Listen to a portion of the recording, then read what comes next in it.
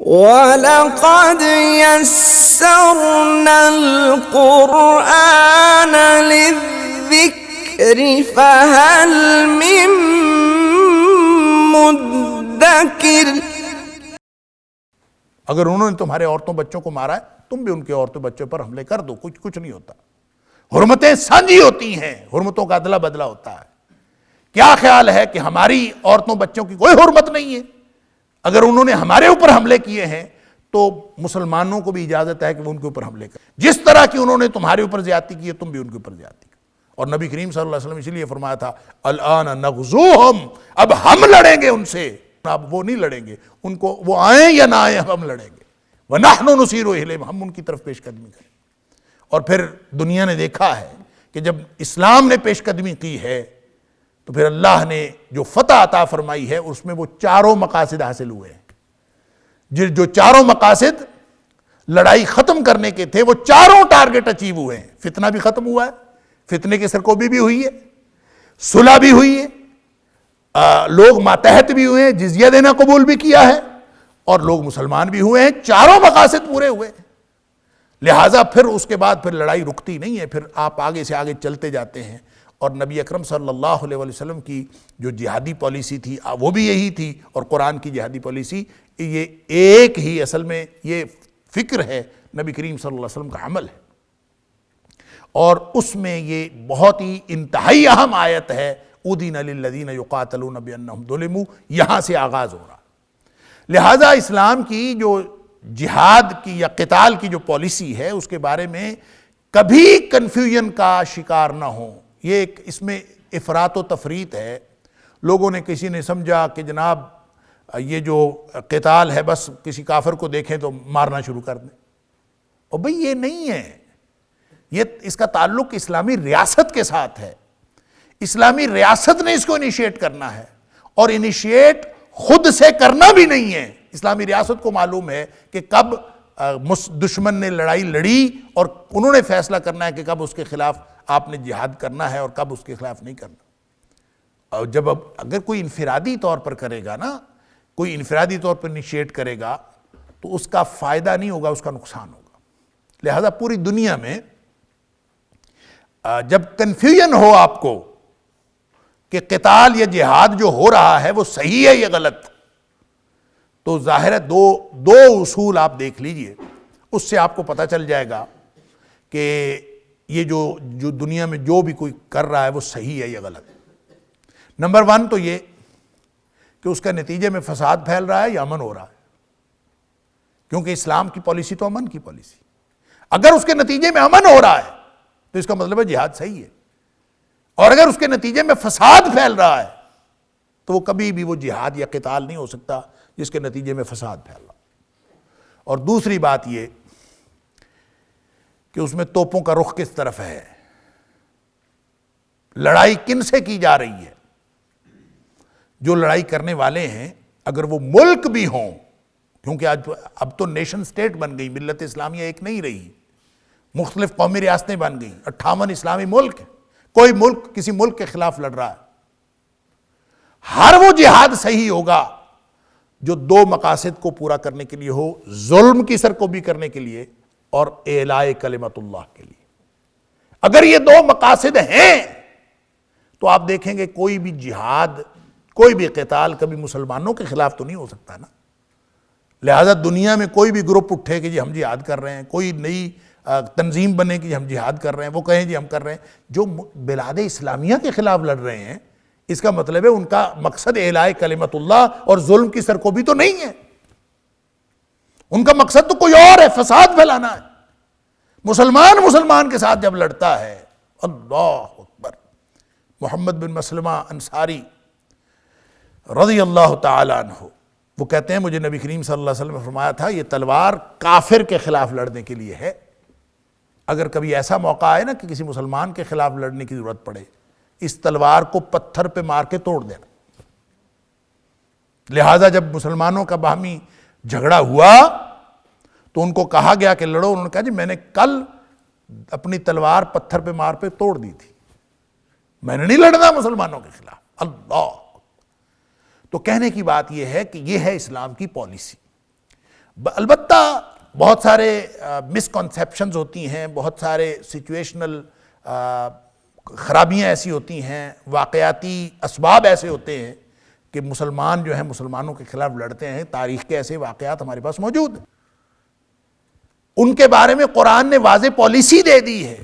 میں تو حیران ہوں کہ پچھلے 1300 سال سے 1400 سال سے مسلمان ایک واقعے پر آپس میں تقسیم ہوئے ہوئے، تاریخ کے واقعے پر آپس میں تقسیم ہوئے، جبکہ قرآن نے واضح پالیسی دی ہے کہ تلک امۃ قد خلت لہا ما کسبت ولکم ما کسبتم ولا تسألون عما کانوا یعملون. جو کچھ ہو چکا اس کے بارے میں آپ سے نہیں پوچھا جائے گا. آپ نے فتویٰ لگانا ہی نہیں، فتویٰ لگانا آپ کے ذمے ہی نہیں، آپ اس کے بارے میں کیوں بحث کرتے؟ تلک امۃ قد خلت لہا ما کسبت ولکم ما کسبتم. وہ امتیں تھیں، وہ گزر گئی، جو ان کے اعمال تھے وہ ان کے ساتھ گزر گئے. وَلَكُمْ مَا كَسَبْتُمْ، تمہارے ساتھ تمہارے اپنے اعمال ہیں، تم اپنے اعمال کی فکر کرو. وَلَا تُسْأَلُونَ عَمَّا كَانُوا يَعْمَلُونَ.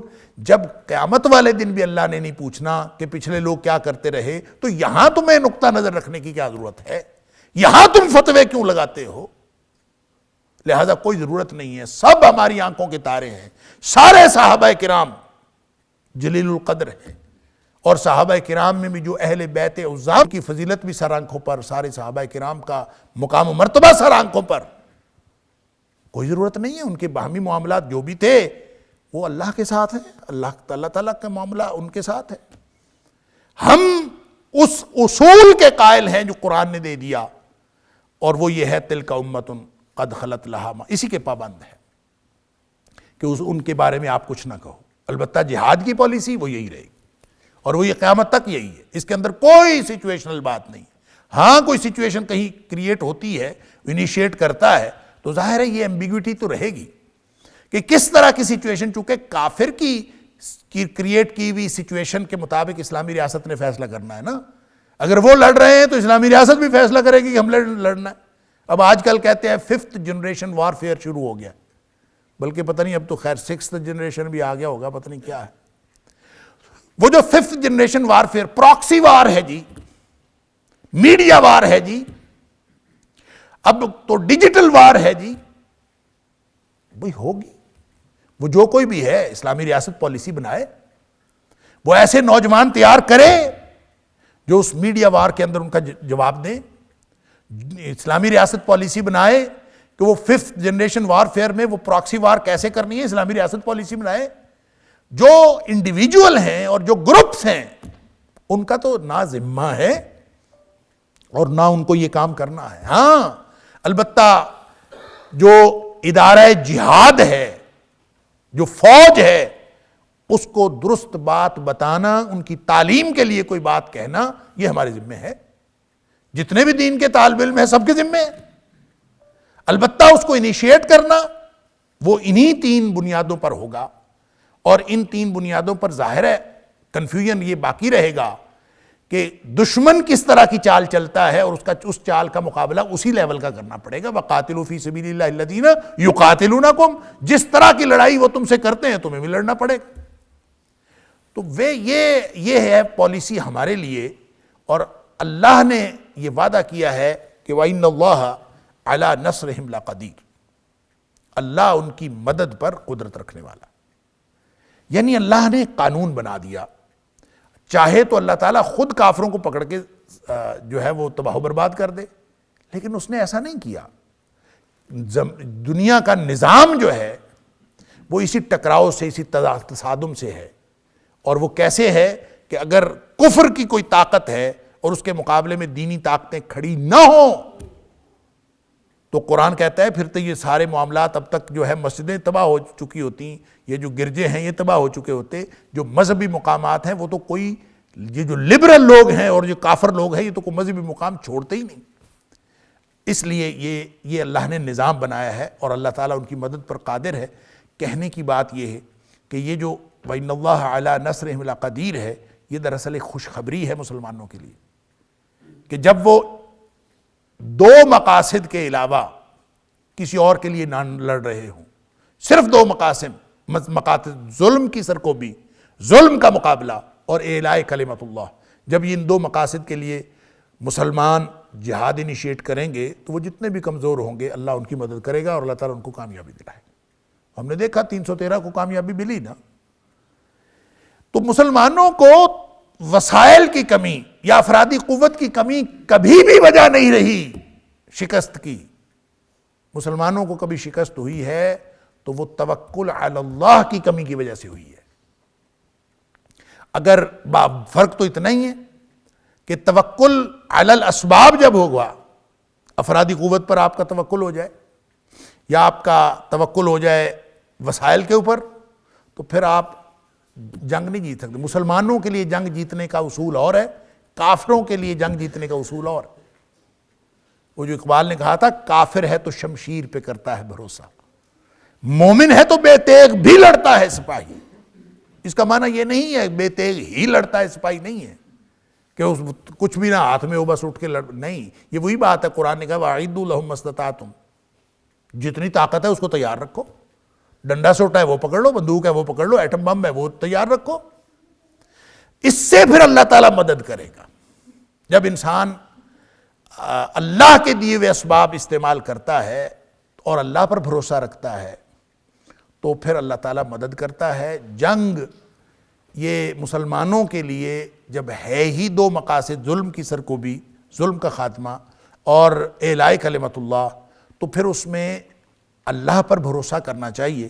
جب اللہ پر بھروسہ ہوتا ہے تو مسلمان ہمیشہ جنگ جیتتے ہیں اللہ پر بھروسے کی وجہ سے، تھوڑے ہوں زیادہ ہوں، اللہ جب مدد کرنے پر قادر ہے اور اللہ نے مدد کرنی ہے، مسلمان کبھی بھی اللہ کی مدد کے بغیر جنگ نہیں جیت سکتے۔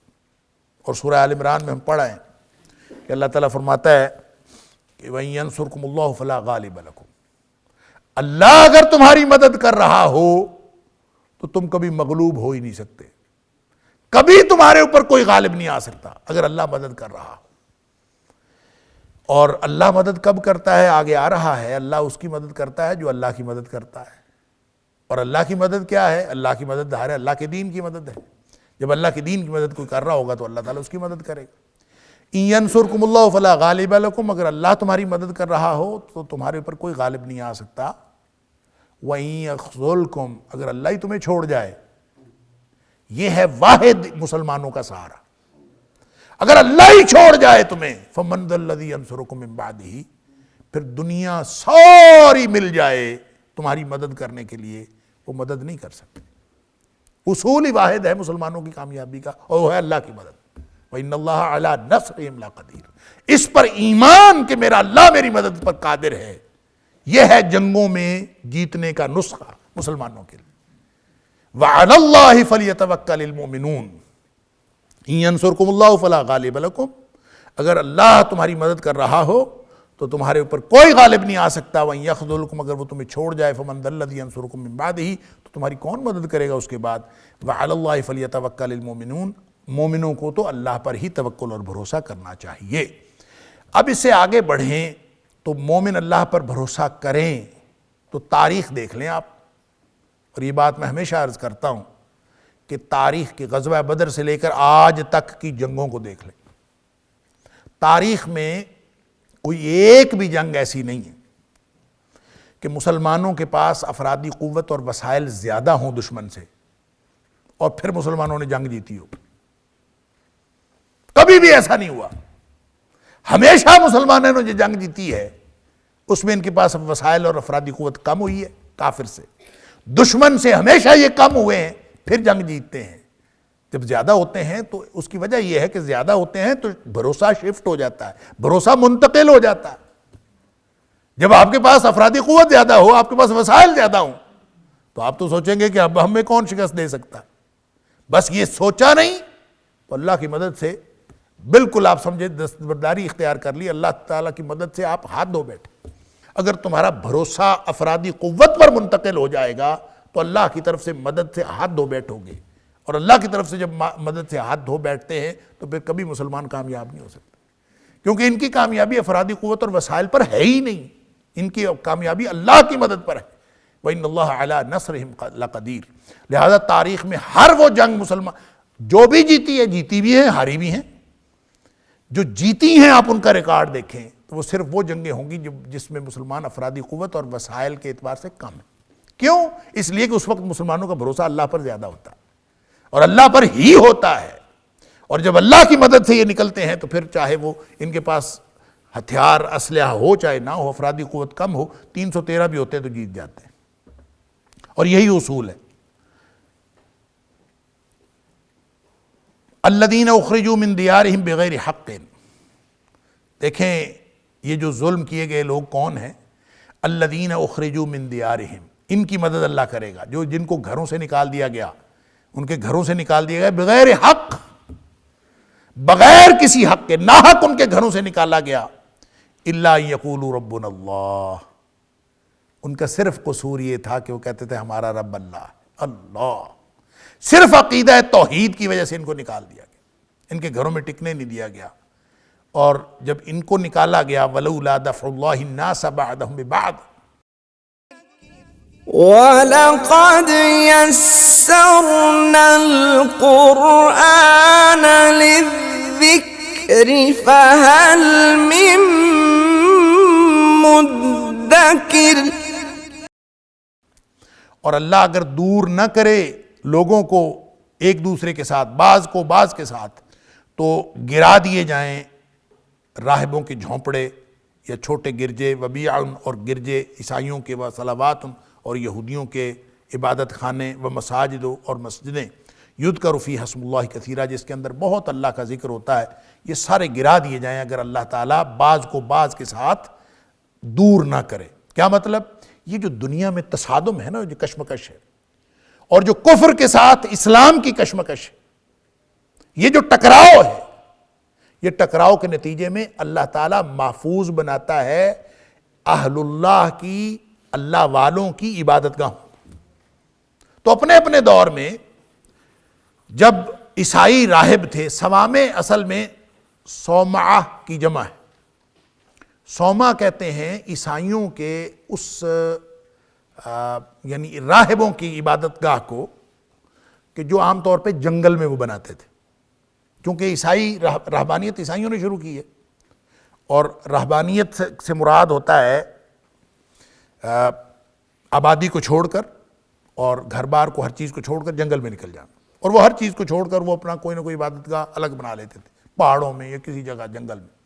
عام طور پہ کہتے ہیں، مورخین نے لکھا ہے کہ یہ جو صومعہ جہاں بھی بنتا تھا نا، وہ عام طور پہ وہ اس کی اکیلے کی، ایک راہب کی اکیلے کی عبادت گاہ ہوتی تھی، اور وہ اپنی عبادت گاہ میں جنگل میں کہیں رہتا تھا، وہ اس کے ساتھ ایک منارہ بناتا تھا، عام طور پہ کوئی پول کھڑا کر کے یا کوئی چیز منارہ، اس کے اوپر چراغ روشن کرتا تھا تاکہ لوگوں کو راستہ ڈھونڈنے میں بھی آسانی ہو، اور یہ عام طور پہ ایک کلچر تھا وہاں، تو اس کو صومعہ کہا جاتا ہے، یعنی جو جنگل کی عبادت گاہیں ہیں راہبوں کی، ان کو صومعہ کہا گیا، اور جو آبادی کے اندر گرجے ہیں ان کو قرآن کریم نے بیع کہا ہے۔ بیعہ، یہ بیعہ کی جمع ہے، آبادی کے اندر جو گرجے ہوتے ہیں عیسائیوں کے، یہ وہ ہیں، اور صلواتن، صلاتن کی جمع ہے، اس سے مراد یہودیوں کی عبادت گاہیں ہیں۔ بعض نے کہا کہ یہ صلاتن کی جمع ہے، اور صلاتن کی جمع اس لیے ہے کہ یہودیوں کے اوپر لازم تھا کہ وہ اپنی ہی عبادت گاہ کے اندر نماز پڑھ سکتے تھے، اس کے علاوہ کہیں نماز نہیں پڑھ سکتے تھے، ان کا جو بھی عبادت کا طریقہ تھا وہ اپنی اس عبادت گاہ کے علاوہ کہیں نماز نہیں پڑھ سکتے تھے۔ یہ تو نبی کریم صلی اللہ علیہ وسلم کو اللہ تعالیٰ نے یہ امتیاز عطا فرمایا کہ جعلت لی الارض مسجدا مطہورا، میرے لیے ساری روئے زمین جو ہے وہ مسجد اور پاکیزہ بنائی گئی، جہاں مرضی مسلمان نماز پڑھ لیتے ہیں الحمدللہ، لیکن چونکہ یہودیوں کے اوپر پابندی تھی ایک خاص جگہ پر آ کے پڑھنے کی، اس لیے اس کو صلاتن کہا گیا، اس کی جمع صلوات۔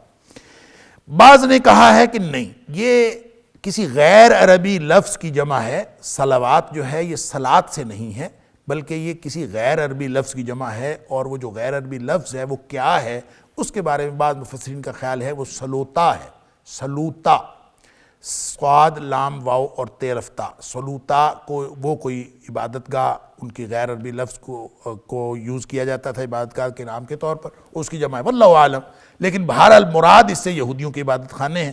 اور اس کے بعد وَمَسَاجِدُ يُذْكَرُ فِيهَا اسْمُ اللَّهِ كَثِيرًا، اور مسجدیں جس میں اللہ تعالیٰ کا نام بہت زیادہ لیا جاتا ہے۔ اب یہ ایک کرونولوجیکل آرڈر سے یا تاریخ کو بیان کرتے ہوئے قرآن نے بتایا ہے کہ چاہے وہ یہودیوں کے عبادت خانے ہوں، چاہے وہ عیسائیوں کی رہبانیت کے راہبوں کے عبادت خانے جنگلوں میں ہوں، ان کے جھونپڑے، چاہے وہ آبادی کے اندر ان کے گرجے ہوں، یہ جو جتنا بھی مذہبی طور پر جن کے شعار تھے، جو مذہبی مراکز تھے، یہ کبھی قائم ہی نہ رہ سکتے اگر اللہ تعالیٰ جہاد کی اور قتال کی اجازت نہ دیتا اور یہ تصادم لوگوں کا نہ ہوتا اور کچھ مضبوط لوگ غیر مذہبی لوگوں کے خلاف ہر دور میں اٹھ کے کھڑے نہ ہوتے۔ تو ظاہر ہے جو غیر مذہبی لوگ ہیں یہ تو کبھی مذہب کو برداشت ہی نہیں کرتے۔ یہ جو دور جدید میں ریلیجیوسٹی اور ارریلیجیوسٹی، یہ جو دو ٹرمز چل رہی ہیں، یعنی مذہبی لوگ اور غیر مذہبی لوگ، لا دین، ان کو کب پسند آتا ہے کہ لوگ نمازیں پڑھیں، ان کو کب پسند آتا ہے لوگ اللہ کی بندگی کریں۔ لہٰذا ہر دور میں یہ قرآن کا یہ بیان بھی یہ بات بتاتا ہے کہ ہر دور میں جو چیلنج رہا ہے وہ نفس مذہب کو رہا، یعنی اسلام تو آج کے دور میں جو سب سے زیادہ مغضوب ہے، لوگ جو ارریلیجیس لوگ ہیں، جو لا دین لوگ ہیں، پوری دنیا الکفر ملت واحدہ کی صورت میں اسلام کے خلاف ہے۔ اسلام کا قصور یہ ہے کہ اسلام نے لا دینیت کے ساتھ کمپرومائز نہیں کیا۔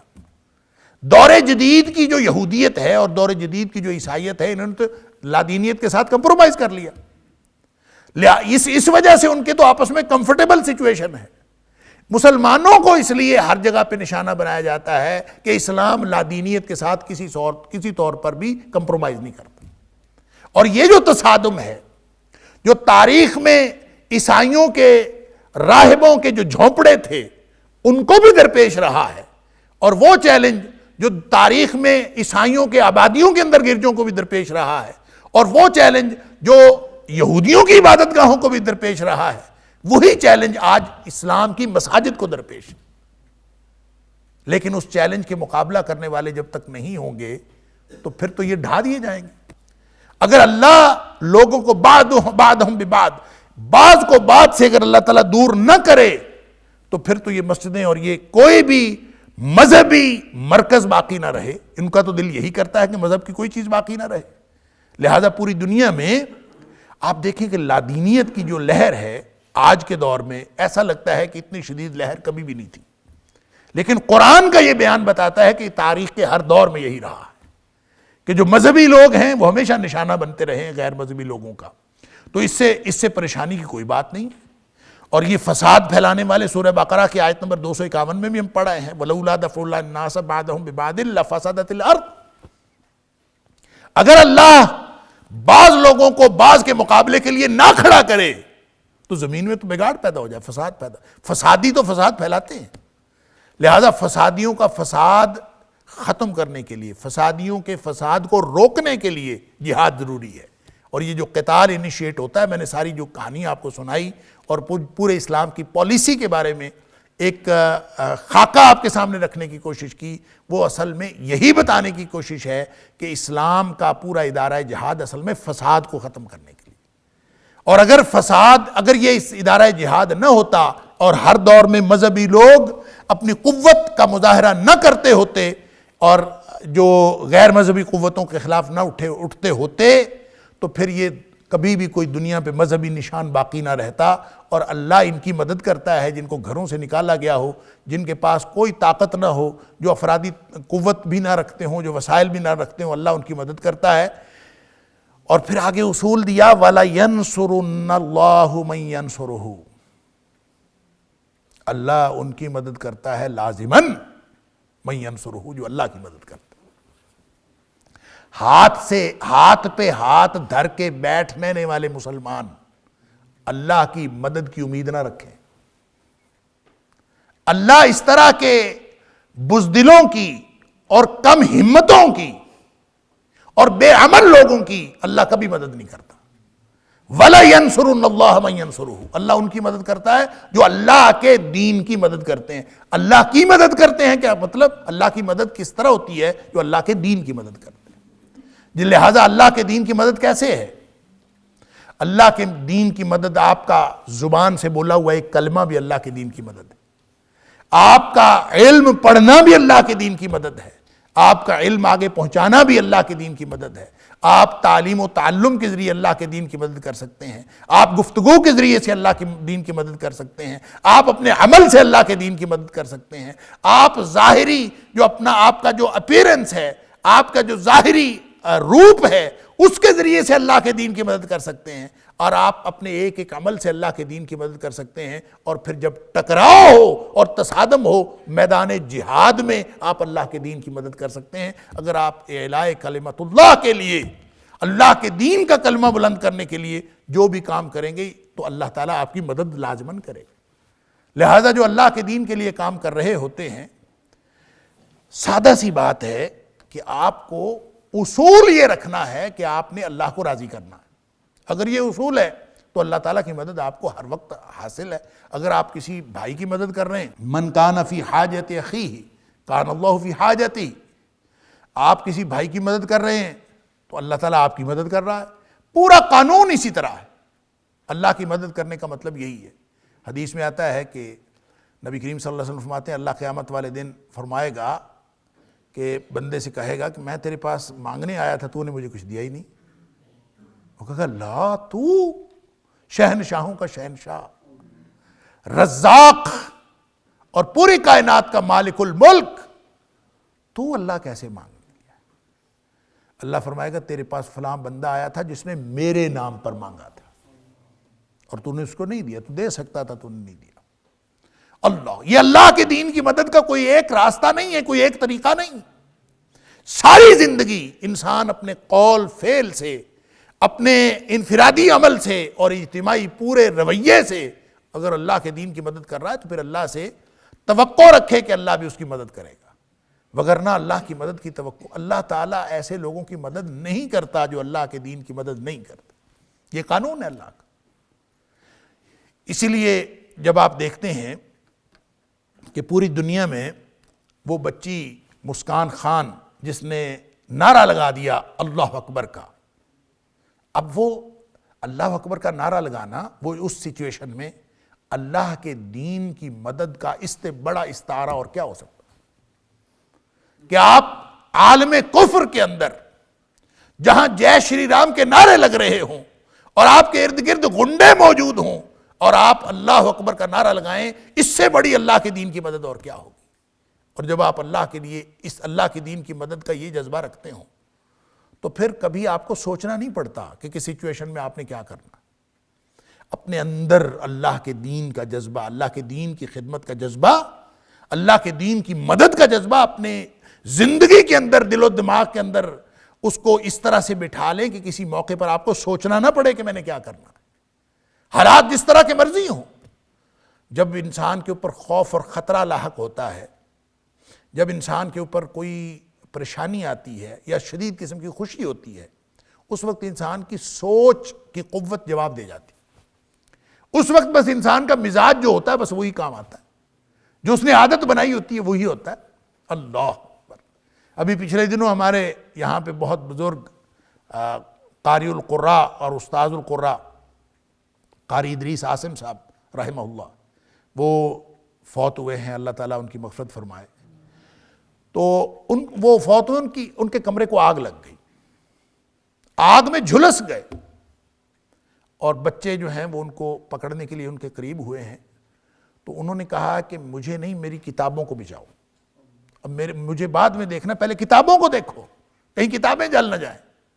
اب یہ کوئی اس وقت انہوں نے کچھ سوچ کے نہیں رکھا ہوا تھا کہ کوئی موقع ہوگا تو میں پہلے بچوں کو کہوں گا کتابیں اٹھائیں، نہیں، یہ انسان کی پوری زندگی کا مزاج ہے، پوری زندگی کا رویہ ہے، اخلاق ہے، جس پر انسان نے پوری زندگی گزاری ہوتی ہے، تو وہی اس کو، چاہے اس کے اوپر موت آ رہی ہو، اس کی ترجیح وہی ہوتی ہے جو اس نے پوری زندگی جس کو ترجیح بنایا۔ یہ اللہ کی مدد ہے۔ اور جب آپ اس طرح سے اللہ کی مدد کرو، آپ کی زبان سے جو کلمہ نکلے وہ اللہ کی مدد کرنے والا کلمہ، اللہ کے دین کو فائدہ دینے والا کلمہ۔ اللہ اکبر۔ اگر آپ کو یہ معلوم ہو کہ آپ کی زبان سے نکلا وہ کلمہ اللہ کے دین کی مدد کے لیے ہے، تو یہ لائن اپ ہے نا، ایک اللہ کے دین کی مدد ہے، ایک ان کے مقابلہ کرنے والوں کی مدد ہے۔ لہذا دنیا میں فوجیں تو دو ہیں، ایک حزب اللہ ہے، ایک حزب الشیطان ہے۔ آپ نے ہر لمحہ جو کچھ کرنا ہے آپ نے ثبوت پہ پیش کرنا ہے کہ آپ اللہ کے لشکر کے لوگ ہیں یا اللہ کے خلاف جو شیطان کا لشکر ہے اس کے لوگ ہیں۔ ہر عمل سے انسان ہر لمحے لائنہ پورا ہوتا ہے، لہٰذا آپ کی زبان سے کوئی بات نکلتی ہے تو وہ لازماً یا حزب اللہ کے حق میں ہے یا حزب الشیطان کے حق میں ہے۔ آپ جو بھی عمل کر رہے ہیں یا ادھر ہے یا ادھر ہے، لشکر تو دنیا میں دو ہی، لہٰذا اپنے عمل کا تجزیہ کر لیجئے خود۔ ہم سوئے رہتے ہیں، ہم بیٹھے رہتے ہیں، ہم کم ہمت ہیں، ہم کم عمل ہیں، ہم غافل ہیں، ہم جمود کا شکار، ہم بے حسی کا شکار۔ کیا یہ سب کچھ اللہ کے دین کی مدد ہے؟ اللہ نے صلاحیتیں دی ہیں، اللہ نے بولنا سکھایا ہے، اللہ تعالیٰ نے قوا عطا فرمائے ہیں، اللہ تعالیٰ نے جوانی عطا فرمائی ہے۔ یہ اگر سو کر یا کھیل کر گزار دی تو قیامت والے دن جواب تو دینا پڑے گا کہ کہاں جوانی ضائع کی، کہاں عمر ضائع کی، میں نے تمہیں عمر دی تھی۔ اور دنیا میں بھی اللہ کی مدد نہیں آ سکتی جب تک انسان ان ساری چیزوں کو اللہ کی دین کی مدد کے لیے نہ لگائے۔ لہذا اصول سادہ ہے، وَلَيَنْصُرُنَّ اللَّهُ مَن يَنْصُرُهُ، اللہ ان کی مدد کرتا ہے جو اللہ کی مدد کرتے ہیں، یعنی اللہ کے دین کی مدد کرتے ہیں۔ إِنَّ اللَّهَ لَقَوِيٌّ عَزِيزٌ، ہے اللہ تعالیٰ قوت والا اور غلبے والا، وہ خود غالب آ سکتا ہے لیکن وہ اپنے جو دین کی مدد کرنے والے ہیں ان کے ذریعے سے اپنا غلبہ حاصل کرتا ہے، وہ کبھی بھی ڈائریکٹ نہیں آتا۔ یہ اللہ تعالیٰ نے کہتے ہیں کہ حضرت موسیٰ علیہ السلام کے دور تک جو ہے جب فرعون کو ڈبویا اللہ کریم نے تو اس وقت تک اللہ تعالیٰ کا قانون اور اللہ کی سنت یہ تھی کہ اللہ تعالیٰ خود سے دشمن کو نیست و نابود کر دیتا تھا، اور اس کے بعد اللہ کریم نے قانون تاریخ میں یہ بنا دیا کہ اللہ تعالیٰ اللہ والوں کی مدد کرتا ہے۔ اللہ تعالیٰ ڈائریکٹ اپنے دین کو غالب کرنے کی مدد نہیں کرتا اور اپنے دین کو غالب نہیں کرتا، بلکہ اللہ والوں کی مدد کرتا ہے۔ اگر اللہ والے کمپرومائز کر لیں کفر کے ساتھ، وَلَقَدْ يَسَّرْنَا الْقُرْآنَ لِلذِّكْرِ فَهَلْ مِن مُدَّكِرٍ، اگر اللہ والے جو ہیں وہ کفر کے ساتھ کمفرٹیبل سچویشن میں رہنا شروع کر دیں تو اللہ تعالیٰ بھی ان کی مدد نہیں کرتا۔ وَلَيَنْصُرُنَّ اللَّهَ مَن يَنْصُرُهُ، جو اللہ کے دین کی مدد کرتا ہے انہی کی اللہ مدد کرتا ہے۔ إِنَّ اللَّهَ لَقَوِيٌّ عَزِيزٌ، بے شک اللہ تعالیٰ بہت قوت والا، یقیناً قوی اور عزیز غلبے والا۔ الَّذِينَ إِن مَّكَّنَّاهُمْ فِي الْأَرْضِ أَقَامُوا الصَّلَاةَ وَآتَوُا الزَّكَاةَ وَأَمَرُوا بِالْمَعْرُوفِ وَنَهَوْا عَنِ الْمُنكَرِ وَلِلَّهِ عَاقِبَةُ الْأُمُورِ۔ اللہ اکبر۔ اور الذین، وہ لوگ، ان مکناہم فی الارض، اگر ان کو ہم حکومت عطا کر دیں، اقتدار دے دیں، فی الارض، زمین میں، اقاموا الصلاۃ، تو نماز قائم کریں گے، وآتوا الزکوٰۃ، اور زکوٰۃ ادا کریں گے، وامروا بالمعروف، اور حکم دیں گے نیکی کا، ونہوا عن المنکر، اور برائی سے منع کریں گے، وللہ عاقبۃ الامور، اور تمام امور کا جو انجام ہے وہ تو اللہ ہی کے پاس۔ یہ آیت نمبر 41 ہے اور بہت ہی اہم آیت ہے اس اعتبار سے کہ اس میں حاکمیت کے بنیادی اصول بتائے گئے، اور اللہ تعالیٰ جب زمین میں حکومت عطا کرے تو حکمرانوں کو کیا کرنا چاہیے۔ یہ 4 ترجیحات ہیں، 4 کام ہیں، 4 بنیادی اصول ہیں۔ اگر وہ نتائج، یعنی پیچھے جو کہا گیا تھا نا کہ وَلَيَنْصُرُنَّ اللَّهُ مَن يَنْصُرُهُ، کہ اللہ ہر اس شخص کی مدد کرتا ہے جو اللہ کی مدد کرتا ہے یا اللہ کے دین کی مدد کرتا ہے۔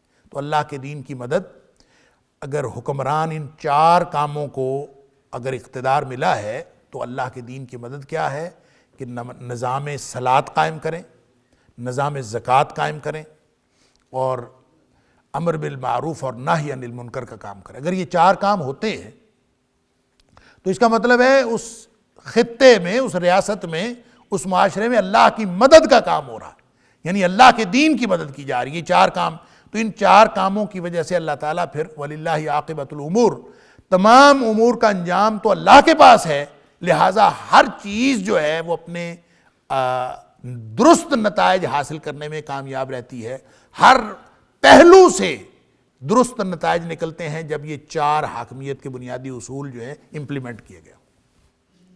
اب اس سے حکمرانی کا جو اصول ہے وہ ہی نہیں بتایا گیا، بلکہ ساتھ ایک اور اشارہ بھی ہے کہ جو حکمرانی ہے، جو قوت نافذہ ہے، یہ اگر نہ ملے تو پھر کیا کرنا ہے، اور قوت نافذہ مل جائے تو کیا کرنا ہے۔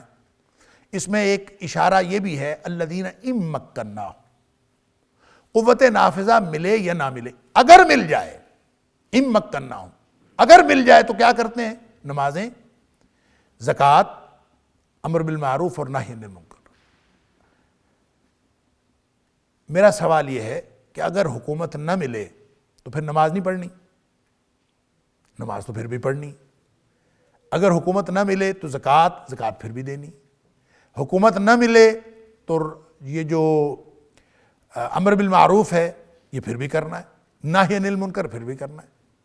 اس کا مطلب یہ ہوا کہ یہ چاروں کام حکومت ملے چاہے نہ ملے ہر صورت میں کرنے ہیں۔ فرق صرف یہ ہے کہ جب انسان کو حکومت ملتی ہے تو ایریا آف جورسڈکشن بڑھ جاتا ہے، بنیادی دین کی مدد کا اسلوب، دین کی مدد کا اصول نہیں بدلتا۔ وہ جو انڈیویجول پر فرض ہے وہی پوری اجتماعیت پر بھی فرض ہے، اور اگر عوام ہے تو ان کے اوپر بھی وہی فرض ہے، اور اگر حکمران ہے تو ان کے اوپر بھی وہی فرض ہے۔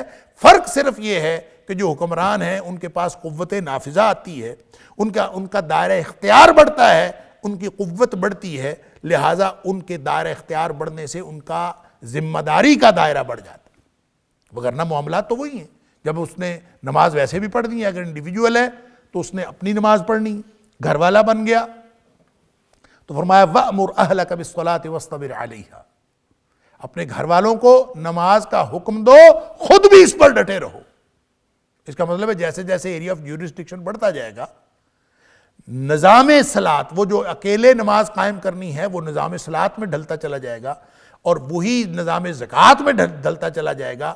اب فرق صرف اتنا ہے کہ آپ میں جب سوچتے ہیں تو کیا اسلامی ریاست یا حکمرانوں کے کرنے کے کام صرف یہ ہوتے ہیں کہ وہ نمازیں پڑھیں، روزے رکھیں، زکوٰۃ دیں، زکوٰۃ کا نظام قائم کریں، اور امر بالمعروف اور نہی عن المنکر کا انتظام کریں، اس کے علاوہ اور کام نہیں ہوتے؟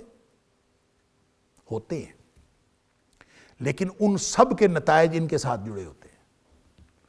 وَلِلَّهِ عَاقِبَةُ الْأُمُورِ، ہر کام اللہ کے ہاتھ میں ہے، لہذا جب تم یہ کرو گے تو تمہارا معاشی مسئلہ بھی حل ہوگا، تمہارے سماجی مسائل بھی حل ہوں گے، تمہاری داخلی پالیسی بھی ٹھیک ہوگی، تمہاری خارجہ پالیسی میں بھی اللہ مدد کرے گا۔ وہ سارے کے سارے امور، ان کا انجام اور ان کا اینڈ وہ خود بخود ٹھیک ہو جائے گا، اس لیے کہ تب تم ان بنیادی چار اصولوں پر عمل کرو گے۔ ہم دیکھتے ہیں کیا ہوا خلافت راشدہ میں، یہی تو ہوا۔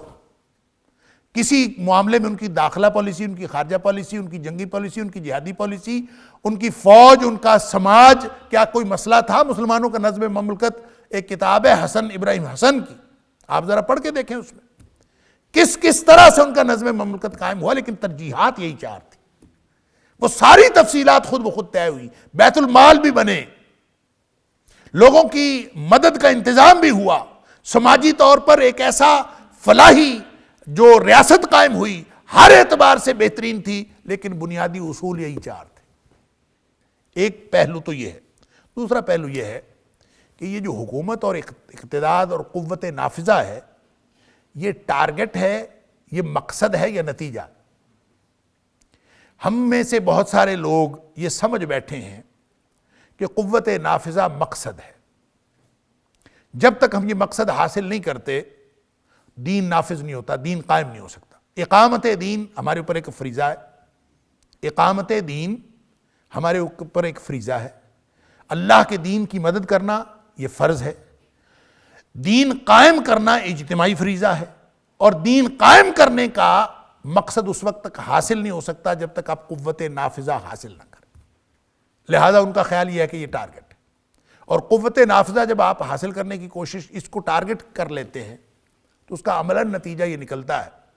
مثال کے طور پر یہ میری کرسی آپ لوگوں کی کرسی سے اونچی ہے، آپ میں سے ہر ایک یہ طے کر لے کہ اس کرسی پر پہنچنا ہے، فرض کریں کوئی قوت نافذہ تو نہیں ہے، لیکن میں صرف مثال کے طور پہ عرض کر رہا ہوں، تو جب اس پہ پہنچنے کو آپ دین کا مقصد قرار دے لیں گے اور سارے لوگ جو ہیں اس تک پہنچنے کی کوشش کریں گے، اس کا نتیجہ کیا ہوگا؟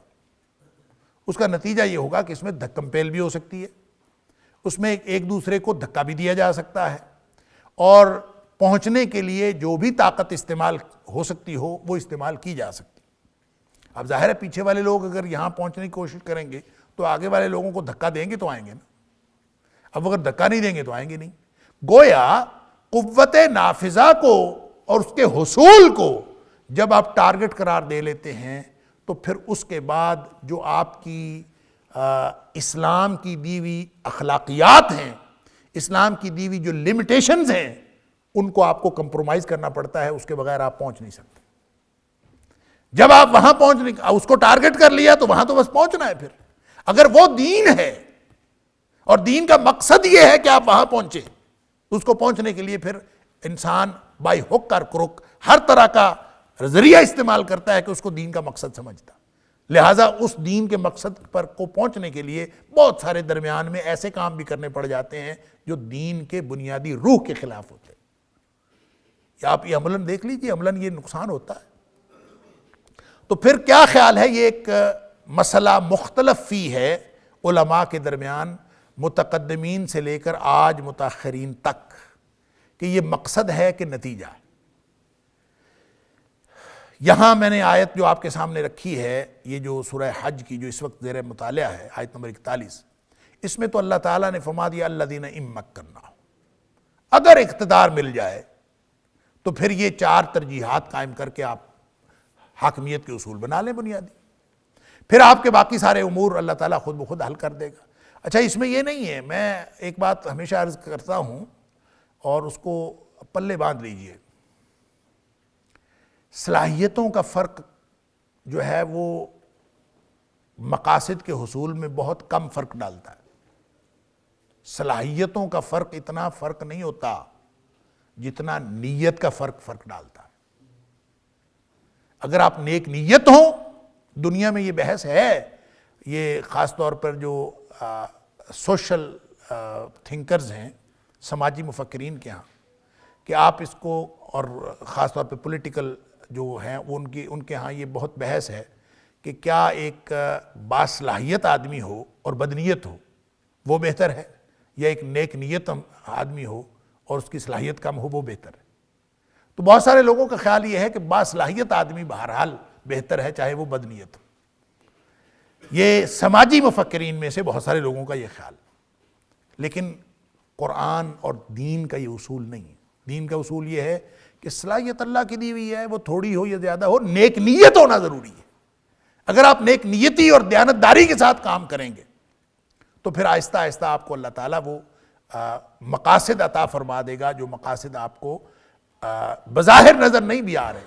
مثال کے طور پر یہ جو نظام صلاۃ اور نظام زکوٰۃ قائم کرنا ہے، اس کے ذریعے سے آپ کے معاشی مسئلے بھی حل ہوں گے۔ اس کا اشارہ سورہ طٰہٰ کی آیت میں موجود ہے، جہاں اللہ کریم نے فرمایا وَلَا تَمُدَّنَّ عَيْنَيْكَ إِلَىٰ مَا مَتَّعْنَا بِهِ أَزْوَاجًا مِّنْهُمْ زَهْرَةَ الْحَيَاةِ الدُّنْيَا لِنَفْتِنَهُمْ فِيهِ،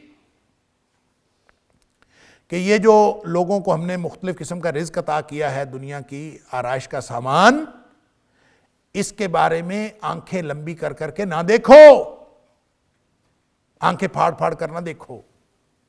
وَالرِّزْقُ رَبِّكَ خَيْرٌ وَأَبْقَىٰ، تیرے رب کا جو رزق ہے وہ بہتر بھی ہے اور باقی رہنے والا ہے۔ کرنا کیا ہے؟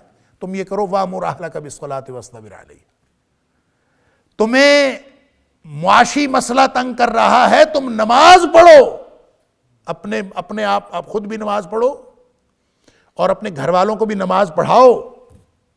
یہ گویا نظام صلاۃ قائم ہوگا تو اللہ تعالیٰ معاشی مسائل بھی حل کر دے گا۔ اور وَمَنْ أَعْرَضَ عَنْ ذِكْرِي فَإِنَّ لَهُ مَعِيشَةً ضَنْكًا، قرآن کہتا ہے جو میری یاد سے منہ پھیرے ہم ان کی معیشت تنگ کر دیتے ہیں۔ اور یاد کیا ہے؟ وَأَقِمِ الصَّلَاةَ لِذِكْرِي، اللہ کی یاد کے لیے نماز قائم کرو۔ گویا جو نمازیں نہیں پڑھتے، جس ملک میں نظام صلاۃ قائم نہیں ہوتا، اس ملک کی معیشت کبھی بہتر نہیں ہو سکتی۔ یہ کافروں کی معیشتیں جو تمہیں بہتر لگتی ہیں، وہ تو اللہ تعالیٰ نے ان کو مہلت دی ہوئی ہے۔ لا یغرنک تقلب الذین کفروا فی البلاد، کافروں کا یوں شہروں میں دندناتے پھرنا تمہیں کسی دھوکے میں مبتلا نہ کرے۔ متاع قلیل ثم مأواہم جہنم، یہ تو تھوڑی دنوں کا ان کو فائدہ ہے، پھر ان کا ٹھکانہ جہنم ہے، بئس المہاد، اور بہت برا ٹھکانہ۔ لہذا مجھے اور آپ کو، ہم سب کو جو اصول یہاں سے ملتا ہے، میں اپنی بات ختم کرتا ہوں، وقت بہت ہو گیا، کہ ایک تو ان مکناہم، اگر مل جائے تو ٹھیک ہے۔ دوسری بات سورہ نور کی جو آیت ہے، سورہ نور کی آیت نمبر 55، جس میں اللہ کریم نے فرمایا وعد اللہ الذین آمنوا منکم وعملوا الصالحات لیستخلفنہم فی الارض کما استخلف الذین من قبلہم، جو اللہ تم سے وعدہ کرتا ہے ان لوگوں سے جو ایمان والے اور عمل صالح کرنے والے ہیں، کیا وعدہ ہے؟ کہ تمہیں زمین میں خلافت عطا کرے گا، حکومت عطا کرے گا، جس طرح پہلے لوگوں کو زمین میں حکومت عطا کی۔ تو اس اور پھر وَلَا يُمَكِّنَنَّهُمْ لَهُمْ دِينَهُمُ الَّذِي ارْتَضَىٰ لَهُمْ، اور وہ دین اللہ قائم کر دے گا، اس دین کی اللہ حکومت قائم کر دے گا جو اللہ نے دین پسند کیا۔ اس کا مطلب یہ ہوا، اور وَلَا يُبَدِّلَنَّهُمْ مِن بَعْدِ خَوْفِهِمْ أَمْنًا، اور اللہ تعالیٰ ان کے خوف کی کیفیت کو تبدیل کر کے امن میں، یعنی سارے مسئلے حل ہو جائیں گے۔ کن کے ساتھ؟ آمنوا وعملوا الصالحات۔ بنیادی بات یہ ہے کہ اگر تم ایمان اور عمل صالح کی زندگی بسر کرو گے، معاشرہ ایمان والا ہوگا، معاشرہ عمل صالح والا ہوگا، تو اللہ تعالیٰ حکومت بھی عطا کر دے گا۔